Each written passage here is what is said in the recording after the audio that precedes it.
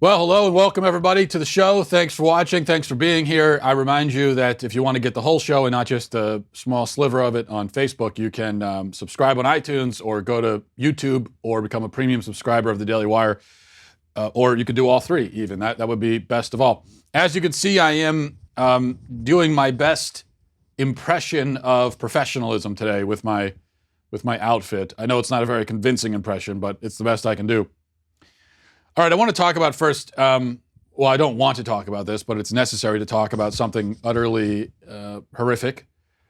The state of New York, in an act of unspeakable, unconscionable barbarism, has made abortion legal through every stage of development up until birth, which means that now in the state of New York, you can kill your child, your fully formed, fully developed, pain-capable infant child even a minute before delivery. Now, I remind you that, just to put this in context, in New York City, the abortion rate is so high, especially among minorities, that more black babies are aborted than born in the city. You're more likely, as a black baby in the womb, you're more likely to be killed than to be born. That is how. And the rate is very high among white babies as well. But it just shows you how common abortion is. And the state legislature, they're looking at that and they're saying, no, that's not enough. The rate's not high enough. There aren't enough dead babies yet. So let's pass this law. And that's what they did. Now, here's a little bit more from the Daily Wire. And Amanda Prestigiacomo wrote a great detailed piece about this, which is up now. You can go read it. It says the womb will become an even less safe place for unborn babies in New York come Tuesday. Democrat legislators are set to legalize abortion up to birth and remove the fatal procedure from the state's criminal code altogether with the passing of the euphemistically named Reproductive Health Act. The proposed legislation erases the current limitation on abortion in the state, which is set at 24 weeks. The Reproductive Health Act states, and this is important, okay, listen to this, every individual who becomes pregnant, every individual, by the way, so not every woman, but every individual in case a man gets pregnant, which of course does happen apparently these days. Every individual who becomes pregnant has the fundamental right to choose to carry the pregnancy to term, to give birth to the child, or to have an abortion. So long as a licensed practitioner acts in good faith, a baby can be murdered in the womb up to birth in order to, quote, protect the patient's life or health. Notably, the meaning of the word health is not defined within the legislation. Okay, so there are a few things to highlight here. You're going to hear liberals latching on to what I just read there about the, protect the woman's life or health, and some of the justifications I've already read on social media are saying that, well, really this is just it's just abortion. Is only legal in order to save the life of the mother. That's all. So it's just extreme cases. No, that's not true. Okay, that's simply false. This legislation legalizes abortion through every stage of development for the sake of the mother's health, for the sake of her life, but also her health. Health is a very broad term. It is an intentionally broad term. And it could mean anything. There's a reason why they didn't define it. They didn't get into any more specifics. So are we talking about physical health, emotional health, psychological health, financial health? Well, yeah, we're talking about all of the above. Anything at all. The vagueness of the term leaves it open to mean anything, and that's the point. So you combine the vagueness of this qualification with the fact that the law declares abortion to be a fundamental right for every pregnant individual. You combine those two things, and that clearly means that a woman can get an abortion at any time for any reason, period. That's what it is. The only stipulation is that they might have to kind of vaguely couch their reason in terms of health. That's all. And then they can get the abortion. Second thing to remember is that, and this is sort of irrelevant anyway, considering that this law has nothing to do with it, but the whole idea that you would need abortion to save the life of a mother is a total misnomer. Okay, you do not need abortion. That's a thing that doesn't exist. And I know people will say, well, what about ectopic pregnancies? I'm not talking about ectopic pregnancies. That's a totally separate issue that we could deal with. And, I would argue that treating an ectopic pregnancy is not the same thing as an abortion because of the principle of double effect, but that's a totally separate conversation. We're talking about, these are late-term abortions after 24 weeks. There's no such thing as a ectopic pregnancy in its third trimester. That doesn't exist. So late-term abortions to save the life of the mother, it doesn't exist. That's not a thing. It is a category that doesn't exist. It is never necessary, never ever under any circumstances necessary to get a late-term abortion to save the life of the mother. Never necessary, period. So anytime someone says that, they say, well, we need to have abortion through all stages in case the life of the mother, just make sure to correct them and say, no, that's false. There has never been a scenario ever in history, ever, where a woman in the second or third trimester needed to get an abortion to save her life. Never. Why?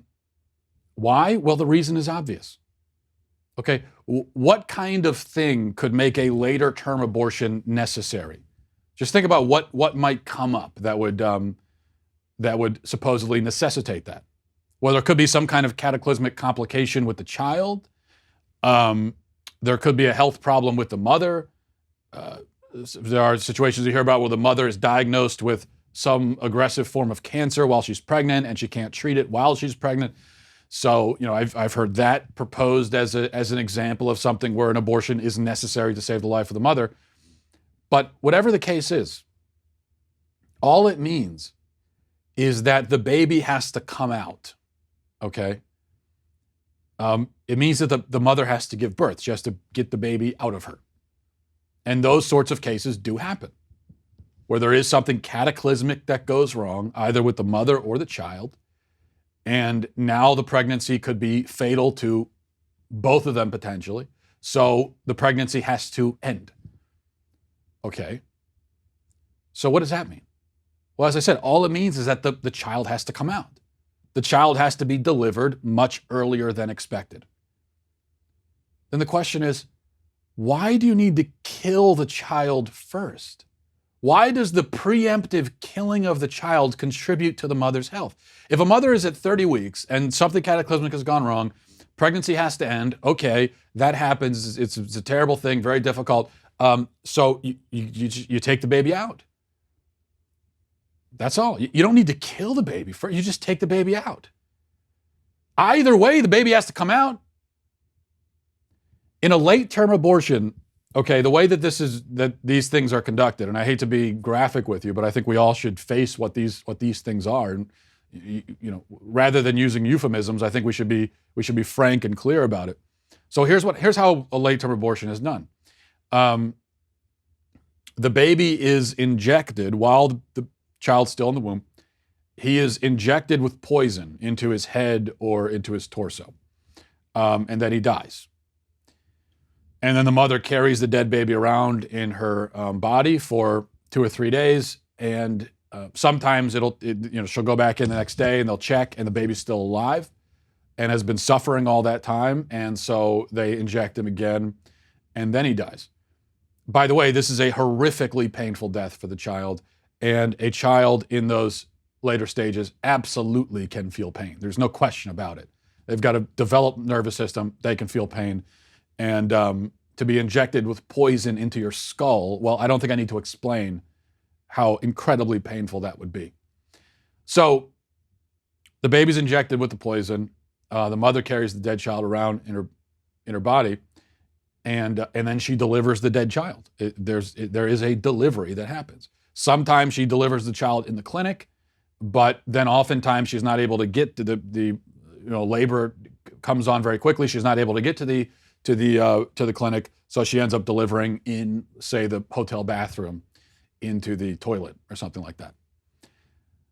So again, the question is, the mother has to go in, if the mother decides for whatever reason at that stage that she doesn't want the baby inside her anymore, she's going to have to deliver the child, regardless. There is no medical reason ever why you would need to kill the baby first. You could have just as well delivered the healthy baby. That in-between step of injecting poison into his skull, obviously that doesn't contribute to the mother's health. And obviously it's just another step that's more dangerous for the mother and clearly the child as well.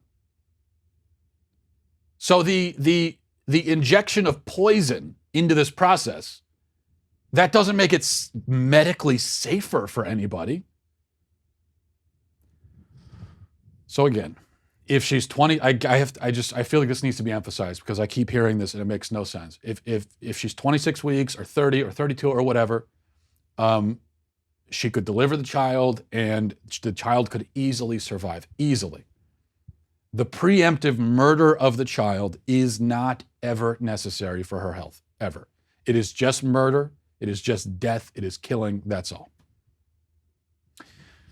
I'm sorry to be graphic with you, by the way, describing how this happens, but I think it's important to be frank about what we're dealing with, not to cover it in these kind of code words and everything that the pro-abortion left likes to use because they cannot confront the wickedness of this procedure that they support. And we should be clear that the state of New York just made it legal to give a fully developed infant a lethal injection. That's what happened. Which brings us to an interesting point, by the way, because let's look at this dichotomy here. It is unconstitutional in the state of New York to give the lethal injection to convicted criminals. They don't have the death penalty. They haven't had it for many years. And it's been ruled unconstitutional. So if a man rapes and murders a child, for instance, in the state of New York, you cannot give him lethal injection. It is unconstitutional. Which means that the lethal injection can only be administered to babies in New York. Think about that. The lethal injection is legal in New York, but only if you're giving it to a baby. I mean, here's the thing. This is why I always say that abortion is a litmus test issue. Not just a litmus test for politicians, although it is that. But it's a litmus test for human beings in general. It tells me kind of like everything I need to know about you as a human being. Because you are just not a decent person if you support giving lethal injection to infants.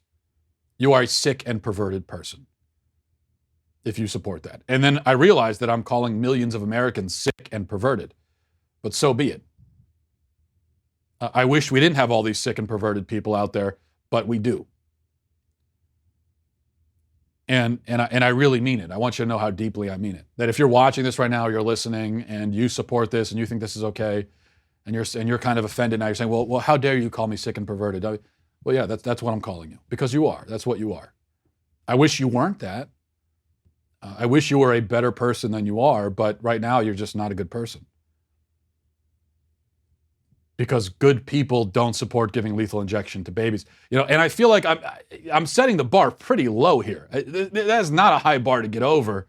I mean, if you can't even clear that bar of not supporting the lethal injection for infants, then, I mean, there's nothing I can do for you. You're just not a good person.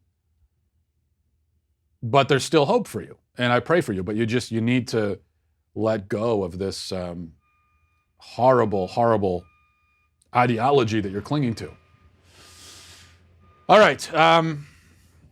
Here's another story from the Daily Wire. Amanda had this one too. I get like half my stories from Amanda in case you hadn't noticed.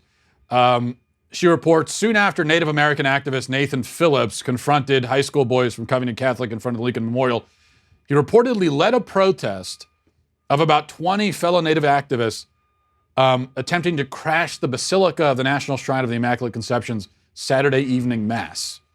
According to the Catholic news agency, while chanting and playing ceremonial drums, a group of Native American rights activists, reportedly led by Nathan Phillips, attempted on January 19th to enter Washington, D.C.'s Basilica during the mass. The group of 20 demonstrators was stopped by shrine security as it tried to enter the church during its 5:15 vigil mass. So Nathan Phillips. Now, this is we were told that Nathan Phillips, well, he was he was just trying to intervene and restore peace and order and everything like that. Well, then he goes and he tries to barge into a church. As I've been saying for days now, Nathan Phillips is a fraud and a bully and an agitator, an instigator, and nothing more. Phillips inserted himself into a tense situation where children were being taunted and mocked by grown men, and rather than coming to their defense, which would have been the good and heroic thing to do, rather than doing that, he gets in their face, he invades their space, and starts playing the drum in their faces. And then he's not even satisfied, because after that incident, he goes and tries to invade a church. I mean, this guy's desperate for attention. He's desperate for controversy. He's trying to provoke everybody. But, of course, before he went and tried to invade the church, the first thing he did is he went to the media. And he blatantly lied about the kids. He said that they surrounded him, they wouldn't let him leave. Video evidence proves that's a lie. He said that they chanted, "Build the wall," which again, video evidence contradicts. He tried to provoke them, apparently, and when he wasn't able to provoke them, he just went and defamed them instead, kind of as a plan B. And you might want to think, if you hadn't heard about the story and you just saw all that, you might say, well, maybe the guy's having a bad day. His behavior was certainly bizarre and dishonest and despicable and manipulative, but maybe he'll think better of it in the morning and he'll apologize. Not so much. While his lies have resulted in death threats and bomb scares, so much so that the school had to shut down for a day, and these kids now live in fear of physical reprisals, while all that has gone on, Phillips has only doubled and tripled down on his original slander. He's done the exact opposite of backpedal or apologize. No, he's gone further. In various interviews, he's called the boys a lynch mob. He's called them beasts. He's called them beastly. He's called them scary. I remind you that these boys are getting death threats, and their families are getting death threats. And Nathan Phillips, the wise old elder, just continues to pour gasoline on the fire. It's almost as if he is trying to get these boys hurt, or worse. Now, the media continues to tell us that Nathan Phillips is just this kind old man who wants peace and understanding and harmony.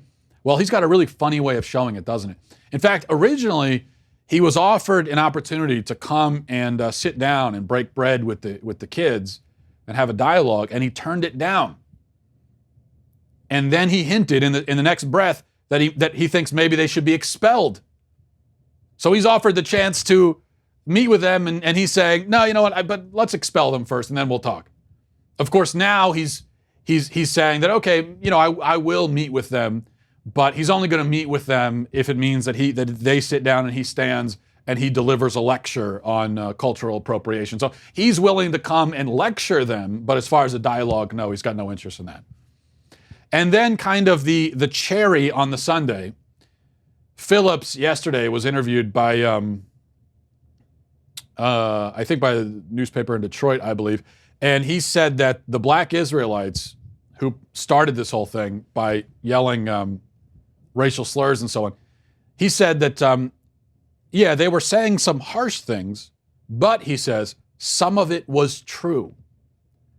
Okay, Mr. Phillips, which parts were true? The parts where they called Native Americans totem pole worshipers? Was that part true? Did you even know they said that? Or where they shouted the F words, slur word for gay people? Was that the true part?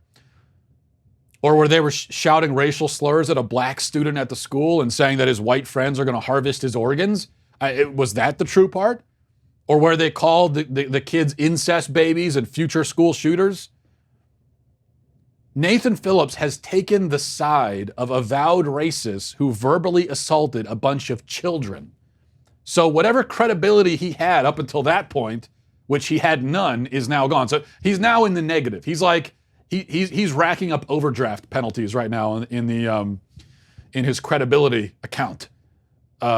This is just, the media has certainly canonized some absurdly unworthy characters in the past, but this may be the most glaringly unworthy saint yet to be canonized by the media.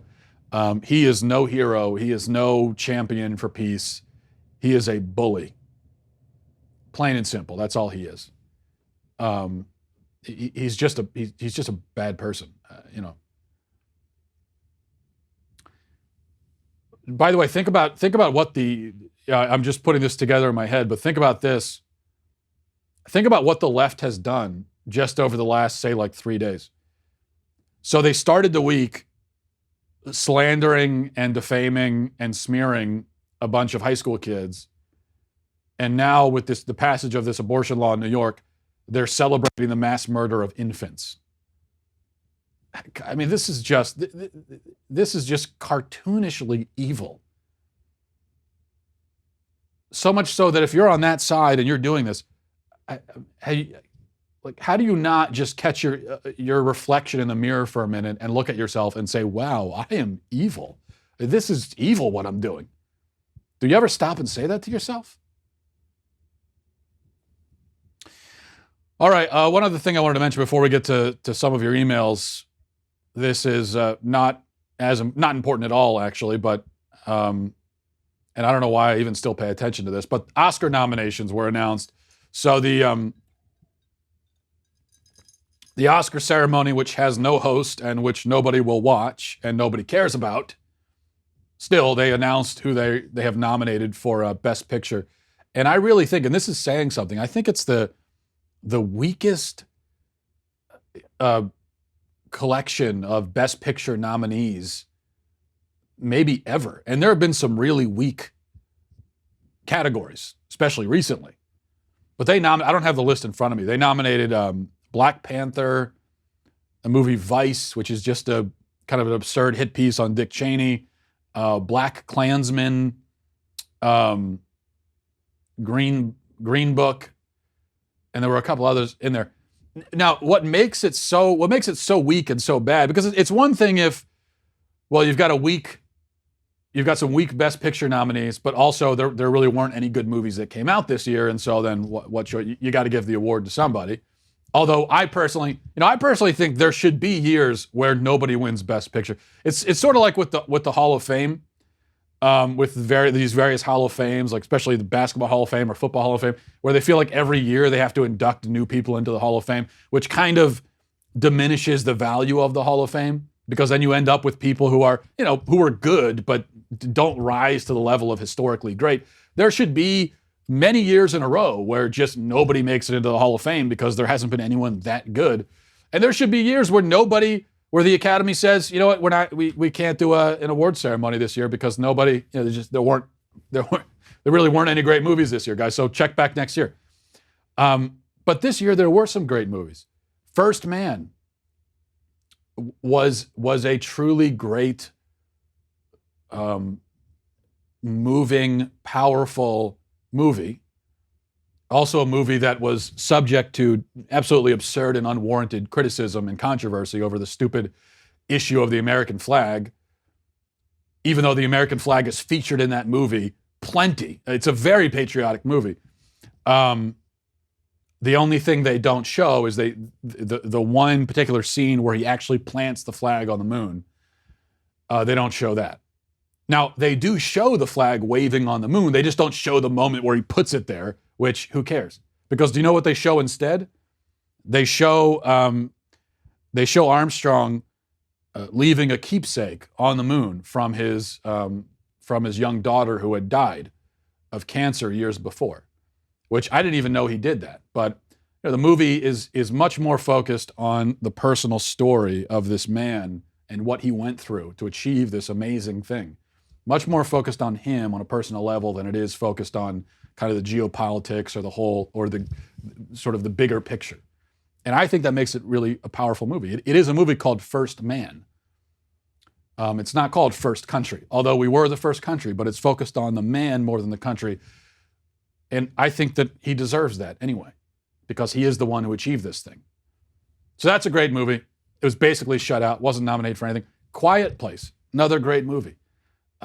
It's a horror movie that actually manages to have some substance to it. It actually has suspense. It is legitimately scary, but without resorting to gore or to cheap kind of jump scares or anything. So it is a horror movie with some substance and depth to it. And it also features a great kind of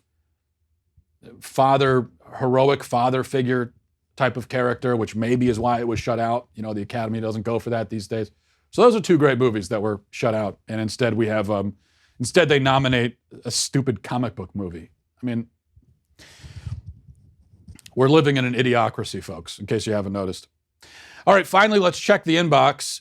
If you want to send me a message, comment, question, death wish, you can email mattwalshshow@gmail.com, mattwalshshow@gmail.com.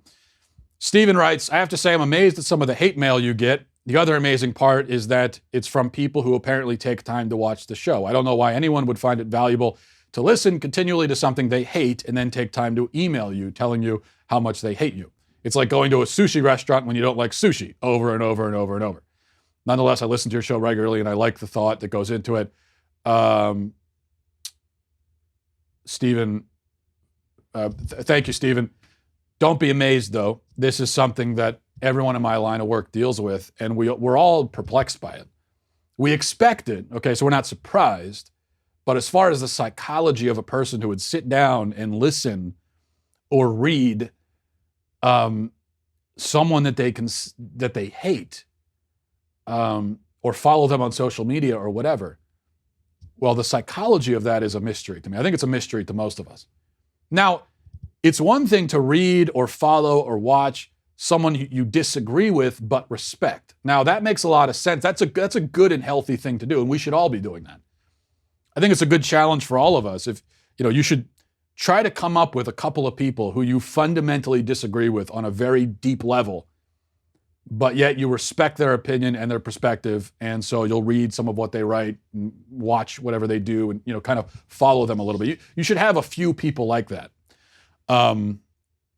Because I think it challenges your views a little bit, helps to make you a more well-rounded person.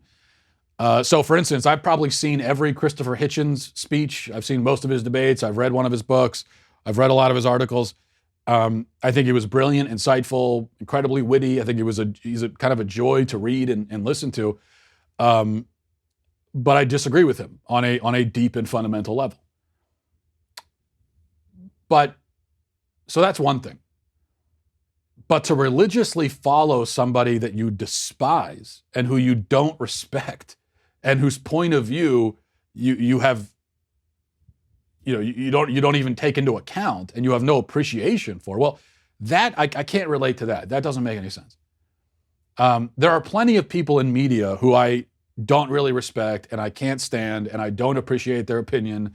I think that they're just stupid and shallow and their perspective is relatively worthless. So you know what I do? I'm not going to watch them, I'm not going to listen to them. Why would I? But I think some people are so empty inside and so lost and just so hollow and spiritually shriveled up that this is the only thing that makes them feel alive, to hate, to stew gleefully in their own hatred is the only thing that brings them a thrill in life. And so it's pretty sad.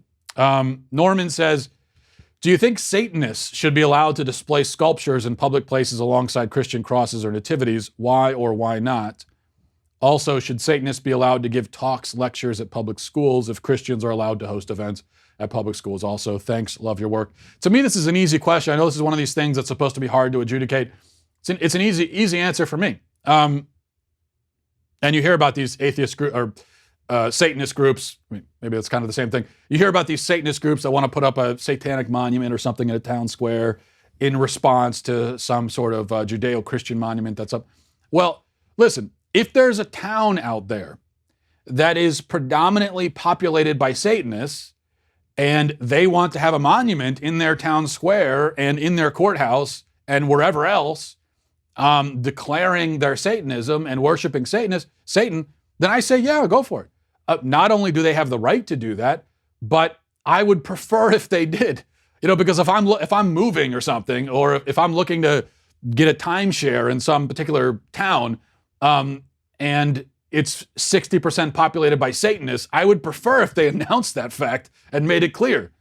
So if I going through the town looking at apartments, and I see a big monument to Satan right there in the town square, I'll say, okay, well, you know what, this isn't the town for me. So yeah, if I'm a big believer in subsidiarity, I'm a big believer in keeping things as local as possible. I'm a believer in local jurisdiction. So if there is a town like that out there somewhere, a Satanist town, then yeah, they should be able to put satanic stuff everywhere. And all the rest of us will just stay the hell away. No pun intended. The problem, though, is that in all of these cases that you hear about where they're trying to put a satanic monument in the town square or in the courthouse or whatever, in every single case, it is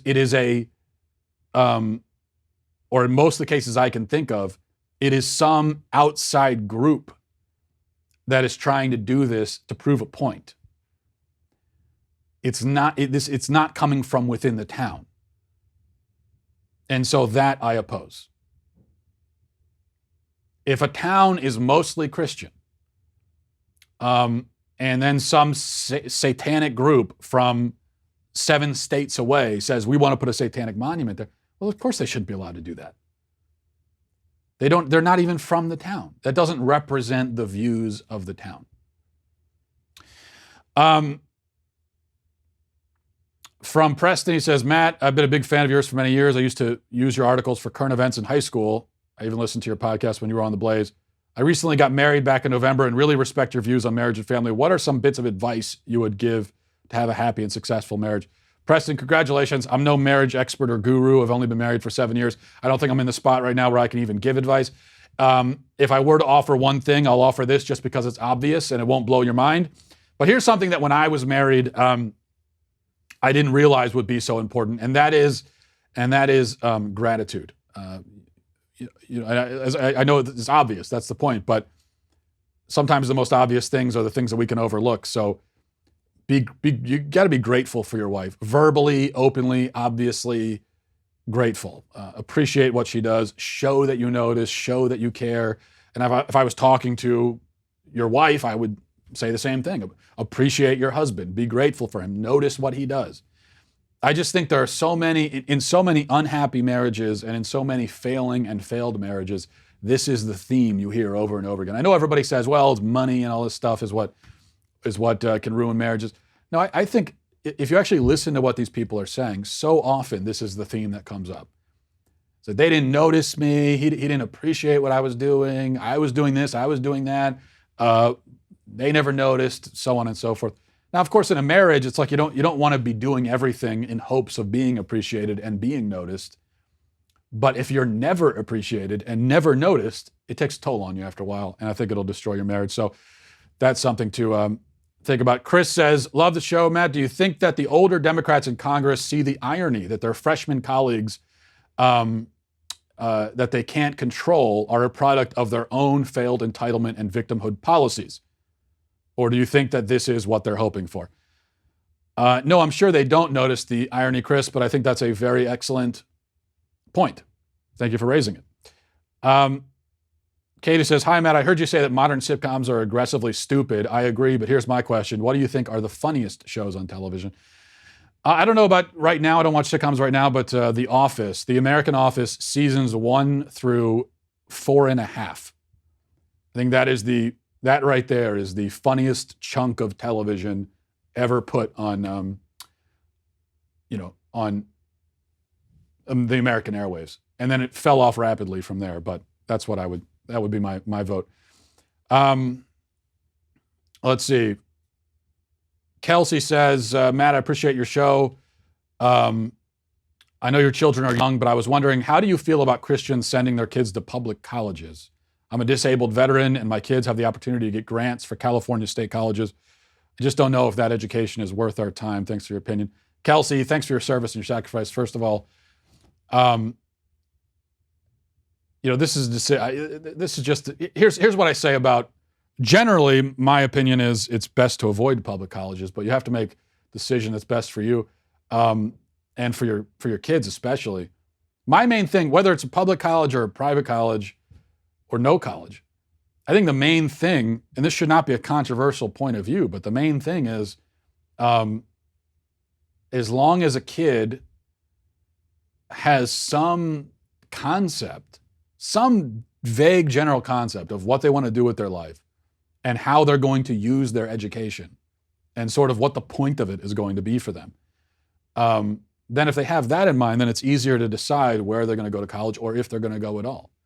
I think the problem is so often when we just toss our kids into college, even though they have no idea what they want to do with their life, they have no idea what their skills are, no idea what their passions are, which just shows you that's a failure of the public school system, that you can have these kids that go through 13 years of formal education, they get to the age of 18 years old, and so many of them have no idea what they care about, what their views are, what their priorities are, what their goals are. No clue. And I know it's true that at 18, you don't have to have it all figured out, but I mean, you should have some general idea of what you're good at and, some kind of vague idea of who you are as a person. And so many kids don't, and that's a failure of the public school education system. But if a kid has that in mind, then it's easier to decide, okay, I'm going to go here for this reason, I'm going to major in this is the best place to go, here's my plan. But if they have no idea at all, then what I say all the time is there's no reason for them to go. They could just go get a job, they could move out, live in an apartment on their own, pay some bills, experience adult life. And then as they figure it out, then they could go to college. Or they may discover that they don't need college for what they want to do with their life. And they can spare themselves the debt and everything else. But there's no real downside. It's not a race. So I don't know if they answer your questions, but that's what I would say. Corey says, Matt, when you first started, I hated you, but over time, I have to admit, I've come to still hate you. Thank you for that. Finally, Megan says, Matt, on Twitter, I saw you talking about becoming a beekeeper. Were you serious about that? I'm absolutely serious. I'm going to order the bee. I'm not a beekeeper yet, but I'm ordering bees. I've got I've got the bee suit and I've got the frames, the hives. And so I'm going to start my beekeeping journey this year. Why am I becoming a beekeeper? Just because, because why not? Number one, why not be a beekeeper? I also think that I want to have a hobby that has nothing at all to do with this and nothing to do with anything that, politics or anything like that. And I also think that bees are fascinating. They really are. If you read about bees, if you just go watch like a documentary on bees or read about them, these are fascinating creatures who are also crucial to the to humanity and to agriculture. But just one example of and I could go on for 30 minutes about bees. I won't do it. Maybe someday I will. One fascinating thing about bees is, bees can find sources of pollen and nectar that are miles away. And you may wonder, well, how do they find those? How do they find the flowers and vegetation and everything? Well, what they'll do is they'll send out scouts to go and find, some patch of flowers somewhere in a field, and then the bees will come back, and now they have to communicate to the other bees where those flowers are. And the flowers could be 2.5 miles away. And so they have this little dance that they'll do where they wiggle their body in a certain way, and they're essentially communicating the coordinates to the other bees who are standing there watching, and then they all go and they find the flower. I mean, that is fascinating. And it shows you God's design in nature as well, which is maybe one of the reasons why I like it. All right, we'll leave it there. Thanks for watching, everybody. Thanks for listening. Godspeed.